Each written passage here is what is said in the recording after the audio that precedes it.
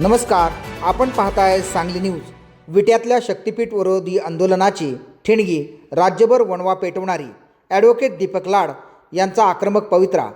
शक्तीपीठ महामार्ग हा फक्त श्रीमंतांना मोठं करण्यासाठी व पैसे मिळवण्याचे साधन असल्याने सत्ताधारी याचा अट्टहास करीत आहेत.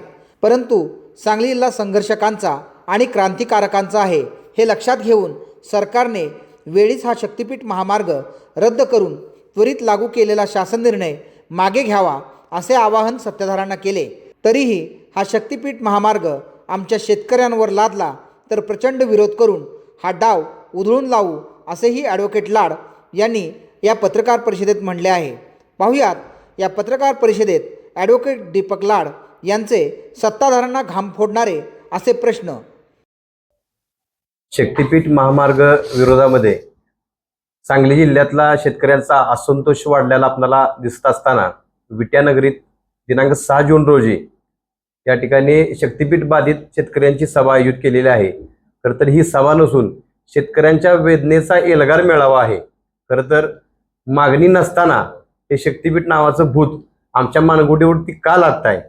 मुख्यमंत्र्यांचा ड्रीम प्रोजेक्ट असेल, परंतु एका देवाला खुश करण्यासाठी आमचं देव उठवण्याचा हा करेक्ट कार्यक्रम शेतकरी हाणून खरं तर क्रांतिभूमीतून पाडतील. त्या क्रांतिभूमीला आंदोलन नवीन नाहीत. त्यामुळं हा शेतकऱ्यांच्या जखमेवर मीठ चोळण्याचा जो कार्यक्रम आहे तो आम्ही हाणून पाडणार. खून लो लेकिन जान मत लो अशा पद्धतीची भूमिका या माध्यमातून आम्हाला सरकारला सांगायची आहे. आता बापूंनी सांगितलं त्या पद्धतीनं आमदारांनी प्रत्येक विभागामध्ये आमसभा घ्याव्या. ग्रामसभा तर ह्या ठिकाणी चालूच आहेत, परंतु शेतकऱ्यांना जर एकत्र केलं तर किती शेतकरी विरोधात आहे हे दिसेल. मग एका बाजूला पालकमंत्री सांगतात की शेतकऱ्यांचा समझोता करून आम्ही शक्तीपीठ करणारच. चंद्रकांत पाटील, तुम्हाला खरं तर सांगायचं आहे, हा संघर्षाचा जिल्हा आहे. इथला संघर्ष तुम्हाला पसणार नाही. कदाचित सत्तेवरून तुम्हाला पाय उतार शक्तीपीठ करेल. त्यामुळं 1,10,000 कोटी जे तुमच्या खिशात जाणार आहेत ते आम्हाला दिसतंय. सरळ सरळ हा जनतेच्या पैशाचा दरोडा आहे. जनतेच्या पैशावर चाललेली लूट आहे. क्रांतिसिंह नाना पाटील, नागनाथ अण्णा, जी.डी. बापू, कॅप्टन राम लाड अशा धगधगत्या स्वातंत्र्याचा हा जिल्हा आहे.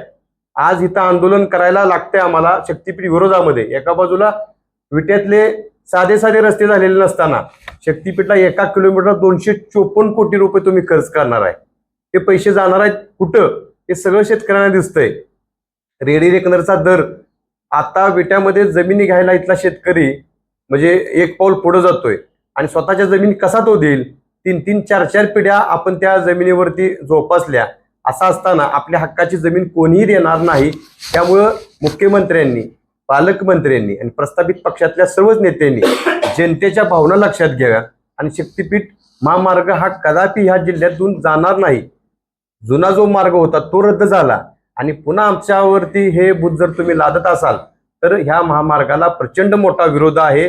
उद्याच्या 5 जूनच्या सभेला राजू शेट्टी साहेब येणार आहेत, ज्यांनी सेस कायद्याच्या माध्यमातून स्पेशल इकॉनॉमिक झोन रायगडमध्ये 1.5 लाख कोटी अदानी अंबानीच्या घशातून जमीन काढली त्या उल्काताई महाजन यांच्यापर्यंत आम्ही पोहोचलेलो आहे. परवाच्या सभेला ज्यांनी एक झंझावाती दौरा केला ते रविराज साबळे ते सुद्धा ह्या सभेला येणार आहेत. शेतकरी चळवळीतले लढवय्ये सर्व आंदोलक त्या सभेला येणार आहेत. त्यामुळे विटानगरीतून जी आंदोलनाची ठिणगी पेटणार आहे तिचं नक्कीच महाराष्ट्रभर वनव्यात रूपांतर होईल. अगदी चिखलहोळ नेवरीपासून माहुलीपासून ते येतवडे खुर्दपर्यंत सांगली जिल्ह्यातलं वातावरण सगळा शेतकरी एकत्र होतोय. खरं तर ह्या शक्तीपीठच्या आंदोलनाच्या माध्यमातून नेवरीपासून घोगावपर्यंत चालताना शेतकऱ्यांच्या वेदना समजल्या. प्रचंड मोठं शेतकऱ्यांच्या म्हणजे काही शेतकऱ्यांना बापू बीपीच्या गोळ्या चालू झालेल्या आहेत. शेतकरी अस्वस्थ आहेत.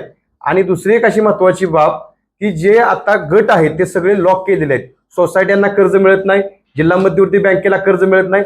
शेतकऱ्यांनी कर्ज काढायची कशी आणि जगायचं कसं, लागवडीची पोती टाकायची कशी? त्यामुळं तुम्ही ज्यावेळी जमिनी घेणार आहेत त्यावेळी आम्ही आंदोलन करणारच, परंतु आता गट लॉक करायची काय गरज होती? त्यामुळे सुद्धा शेतकऱ्यांच्या जखमेवरती मीठ चोळलेलं आहे. प्रचंड मोठा असंतोष आहे. त्यामुळं हे आंदोलन इतकं मोठं तीव्र होणार आहे. या सगळ्याचा विचार करून शासनानं वेळीच हा रस्ता रद्द करावा. 20-25 फूट उंच भिंत आहे. त्या भिंतीवरती नेवरीतून त्या सबस्टेशनवर गेल्यानंतर घोगावमध्ये खाली उतरायचं आहे. आणि अशी परिस्थिती असताना जर अपघात शिरगावमध्ये झाला तर शिरगावमध्ये जाऊन परत विट्यामध्ये आणायचं त्या प्रवाशाला आणि त्याच्यावर उपचार करा, तोपर्यंत तो जगेल का, अशी परिस्थिती आहे. त्यामुळे कोणत्याही पद्धतीचा विकास नाही होणार आहे, तो भकासच. दोन्ही गावांना जोडणारा नाही तर दोन्ही गावांना तोडणारा हा शक्तीपीठ महामार्ग आहे. त्यामुळं देव उठवण्याचा कार्यक्रम रद्द करावा. शेतकरी जगला तर देश जगेल. शेतकऱ्याला उद्ध्वस्त करू नका. एखाद्या उद्योगपतीला खुश करण्यासाठी शक्तीपीठ नावाचं भूत आमच्या मानगुटीवरती लादू नका. खरं तर नागपूरवरून जी काही अवैध धंद्याला बॉक्साईट चालतं ते गोव्याला जाणार आहे. लाखो कोटी डंपर आहेत आणि त्याचं डिझाईन फ्रान्सच्या कंपनीने केलेलं आहे. ते डंपर नेदरलँड, केनियाला, गोव्यातून तिकडे जाणार आहेत. आणि श्रीमंताला मोठं करण्यासाठी गरिबांच्या खिशातून काढलेला एक करेक्ट कार्यक्रम म्हणजे शक्तीपीठ आहे. या बाबतीत बोलायला गेलं तर आम्ही सभेच्या माध्यमातून भावना प्रकट सांगतोय, परंतु हे सगळी लोक आम्ही काय एकत्र करतोय, सर्वपक्षीय नेत्यांच्यापर्यंत आम्ही जातोय.